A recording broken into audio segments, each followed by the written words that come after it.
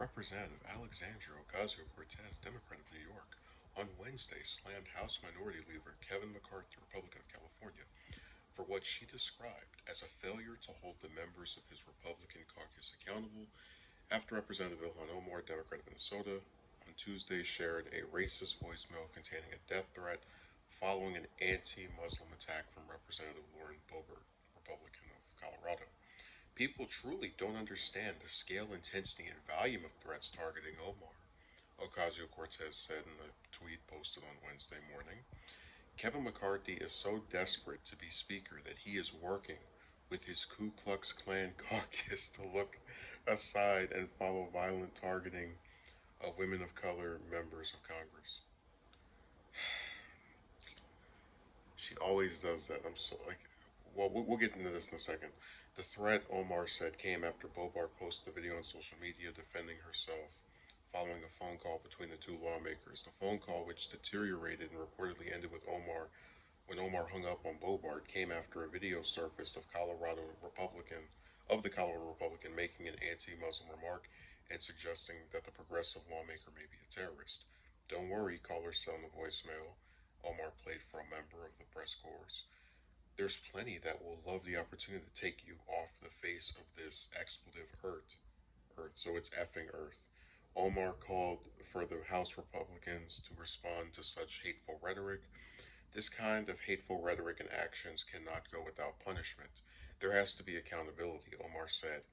If and when the Republican conference fails to do so, it is going to be our job to do that.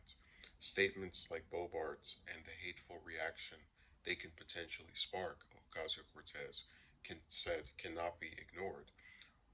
While people toss out cliches like we condemn all forms of racism and bigotry, the fact is Islamophobia is far too often tolerated and ignored, she added. Bigotry is not made unacceptable by what one says about it. It's made acceptable based on whether there are consequences for it or not. So you have had a lot of death threats targeting Omar, right? More so than I'd say most members of the House, at least the ones that are reported, are very credible as far as these are things that are actually happening of people making threats to her life repeatedly. The part of AOC's statement that really annoys me is that, and this is the same thing that um, Cinema did, right, where she was getting attacked over her attire, which I thought was really stupid, and I defended her right to be upset over that. But then she also said it's sexist because it suggests that women dresses are basically trying to pretend that men don't ever get attacked for the way they look, even though my channel is literally a testament to that not being correct.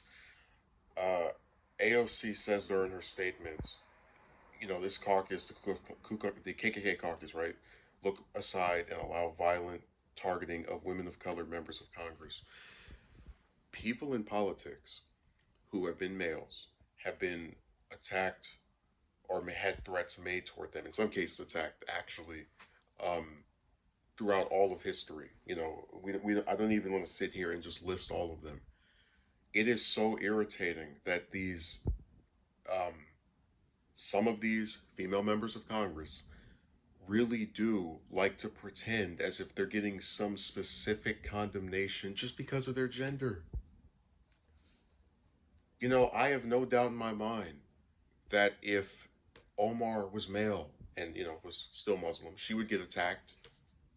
None the same. And we know this to be the case because Obama, who is not Muslim, uh, had people accuse him of being that, in addition to death threats on a regular, even before he took office. So it's just, I'm so tired of them using gender for everything. They act like because, again, it really mitigates, or it sort of creates this idea that males don't have the same thing happen to them, which is not true.